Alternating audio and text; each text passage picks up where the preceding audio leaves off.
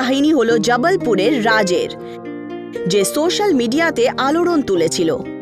তার মতে তার একটি বড় বাড়ি ছিল, একটি দুর্দান্ত বাইক, একটা ভালো পরিবার এবং একটি খুব সুখী জীবন। হ্যালো মাই ইনস্টা ফ্যান, কেমন আছেন আপনারা সবাই? ব্যাস চলে যাচ্ছে, জীবন তো কেটে যাবেই যাবে। ওরে বাপ রে বাপ, মনে হচ্ছে আমার প্রিয় ফ্যানদের জীবন একটু আস্তে আস্তে বোরিং ভাবে কাটছে, তাই তো? কিন্তু ডোন্ট ওয়ারি, আমি আছি তো আপনাদের সবার সাথে, আপনাদের বন্ধু, আপনাদের এন্টারটেইনার, যে আপনাদের কখনো একা ছাড়বে না। শেষমেশ আপনাদের মুখে হাসি ফোটানোই তো আমার কাজ, সেই জন্য আমাকে এইভাবেই ফলো করতে থাকুন আর আমার রিলস দেখতে থাকবেন, ঠিক আছে? চলুন, বাই, টেক কেয়ার। এইভাবেই চলছিল রাজের জীবন, কিন্তু মাঝে মাঝে যেটা দেখা যায় সেটা আসলে হয় না। রাজ, রাজ, কোথায় তুই বাবু? হ্যাঁ মা, আমি এক্ষুনি আসছি। কি হলো? বাবু, ও বাবা তোর বাইকের চাবি চাইছিল, খরিদ্দাররা বাইরে এসেছে। হ্যাঁ মা, এই নাও চাবিটা। আমার সোনা বাচ্চা রাজ, আমি জানি যে তোর প্রিয় বাইকটি বিক্রি করা কতটা কঠিন তোর জন্য, কিন্তু আমরা কি বা করব?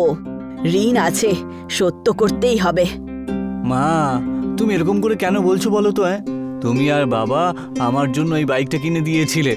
আজকে যখন বাবা এত কষ্টের মধ্যে রয়েছে, তাহলে এই বাইকটা আমার কাছে রেখে আমি কি করব? আমি তো এই বাইকটাতে আমি অনেক ঘুরেছি, সেই জন্য আমার আর কোনো অসুবিধা হয় না। তুমি চিন্তা করো না তো। রাজের কথা শুনে তার মায়ের মন স্বস্তি পায়। ছেলেকে দেওয়া, ভালোবেসে দেওয়া বাইক বিক্রি করা তাদের জন্যও যন্ত্রণাদায়ক। ঈশ্বর তোর মঙ্গল করুক বাবু, দেখিস তুই জীবনে যাই চাই তাই পাবি, সত্যি বলছি।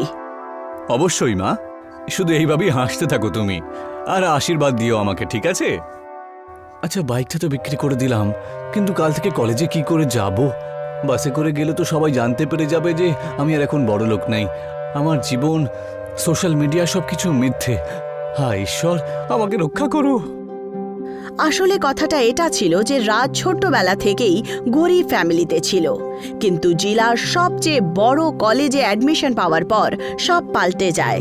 তার কাপড় চোপড় আর অভ্যাস দেখে বাকি বাচ্চারা তার থেকে দূরে চলে যায়, কারণ সে তাদের মতো ধনী ছিল না। এই কলেজের ঝামেলা আমি আর সহ্যই করতে পারছি না।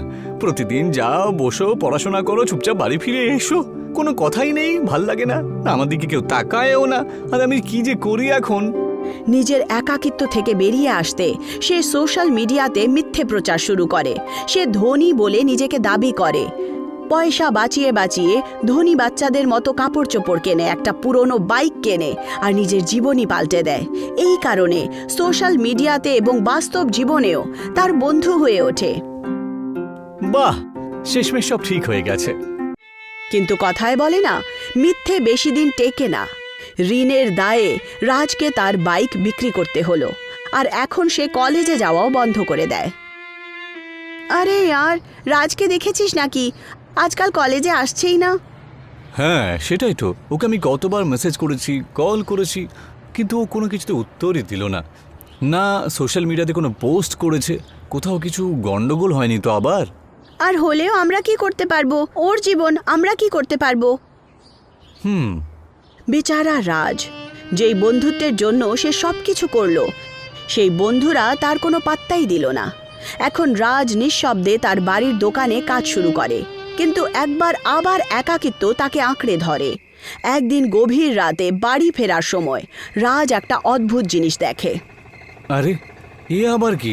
এই রিক্সাটা এরকম অদ্ভুত লাগছে কেন? কারণ এটা কোনো সাধারণ রিক্সা নয়, এটাকে আমি নিজে ডিজাইন করেছি কি না। আমার প্রিয় কাঁঠালের রিক্সা, বাইরে থেকে মজবুত আর কঠোর, কিন্তু ভেতর থেকে একদম নরম আর আরামদায়ক। তাহলে বলো বাবু, তুমি কোথায় যেতে চাও? আমি আমি তো শুধু বাড়ি যেতে চাই। বাড়ি? আচ্ছা ঠিক আছে, বসে পড়ো তাহলে। আচ্ছা, একটা কথা জিজ্ঞাসা করি? হ্যাঁ, বলুন না। মনে হচ্ছে তুমি খুব চিন্তায় রয়েছো, তাই তো? সব ঠিক আছে? আমাদের গরিবদের জীবনে আর কিছু ভালো হতে পারে কি? না না, এরকম নিরাশ হচ্ছ কেন বলো তো? আরে হাত পা রয়েছে, কাজ টাজ করো, দুবেলা রুটি রুটি খেয়ে নাও, এটা কি কম নাকি বলো? হ্যাঁ, যথেষ্ট কম। শুধু বেঁচে থাকাটাই তো যথেষ্ট নয়, তাই না? সারা দিনের এই যন্ত্রণা থেকে আর সহ্য করতে পারছি না আমি। যতই চেষ্টা করি না কেন, আর কিছুই পাল্টাবে না। হ্যাঁ, মনে হচ্ছে একটু বেশি তুমি ভাবনা চিন্তা করছো। আরে আপনি কি জানবেন, আমার উপর ঋণের ভার রয়েছে। গরিব, কিন্তু কোনোভাবে বড়লোকদের কলেজে ভর্তি হয়েছিলাম। ভেবেছিলাম জীবনটা এবার আমার পাল্টে যাবে, কিন্তু এখানে সবাই আমার জামা কাপড় আর পকেটের পয়সা দেখেই আমাকে বিচার করছে। আমি একা রয়ে গেলাম ওখানে। তারপরেই দেখাতে দেখাতে একেবারে ফেঁসে যাই। এখন আর কোনো কিছু সত্যি মনে হয় না। রাজের কথা শুনে রিকশাওয়ালা শান্ত হয়ে যায়। সে আস্তে আস্তে রিকশা দাঁড় করে আর রাজের দিকে তাকায়। দেখো, আমি জানি তুমি কোন চিন্তার মধ্যে দিয়ে এখন রয়েছো, বুঝেছো? সেই জন্যই তো আমি এসেছি গো। তার মানে? তার মানে হলো, আচ্ছা তুমিই বলো না আমাকে, তুমি কিরকম তোমার জীবন কাটাতে চাইছো? কি আর বলি, একটা বড় কাঁচের মহল, নরম নরম বিছানা, চারিদিকে শুধু আলো আর শান্তি থাকবে, পয়সার কোনো কমতি থাকবে না, নতুন নতুন জামা কাপড়, ভালো সুস্বাদু খাবার, না মা না বাবা না কলেজ না বন্ধু, শুধু শান্তি দরকার আমার। রাজের কথা শুনে রিকশাওয়ালার চেহারায় হাসি চলে আসে। সে যেই মাত্র রিকশা আবার চালায়, রিকশা হাওয়াতে উঠতে শুরু করে আর গোল গোল ঘুরতে শুরু করে। আরে এইসব কি হচ্ছে? হঠাৎ করে সেই রিকশাওয়ালা চাঁদের দিকে চলে যায় আর আকাশে কোথাও উধাও হয়ে যায়। রাজ আস্তে আস্তে রিকশা থামানোর জন্য বলে। যেই মাত্র রিকশাওয়ালা ব্রেক মারে, দুজনই জোরে মাটিতে পড়ে যায়। যাক বাবা, বাঁচলাম। কিন্তু এটা আমি কোথায় চলে এলাম? আর এটা তো সেই জায়গা যেখানে তুমি আসতে চাইছিলে, বড় মহল, নরম নরম বিছানা। কি সত্যি? রাজ সেই মহলে যায়। চারদিকে সেরকমই ছিল, কাপড় চোপড়, খাবার আর আরাম, যেরকমটা সে চেয়েছিল। আরে এসব আমার জন্য? হ্যাঁ, এই সব কিছুই তোমার। কিন্তু এই সব কিছু আপনি করলেন কি করে?